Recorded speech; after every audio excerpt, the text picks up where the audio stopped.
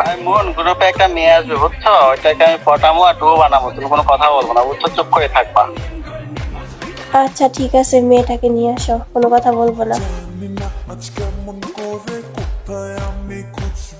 তোমাকে এতবার ইনভাইট দিচ্ছি, নিচ্ছ না কেন? জাইফ, এই মেয়েটাকে তোমাকে এতবার ইনভাইট দিচ্ছে? বলছিলাম না একটা মেয়েকে ডুবো বানাবো, ওই মেয়েটা আর কি, পরেই বলছিলাম ডুবো বানাবো। ছি, আমি থাকতে তুমি এই মেয়েকে কেন ডো বানাবা? আমি আছি না তোমার জন্য? আমি থাকতে আবার তোমার ডো লাগবে? তুমি বোঝো না আমি তোমাকে কতটা ভালোবাসি? কেন তুমি আমাকে রেখে অন্য মেয়েদের পেছনে পেছনে ঘোরো?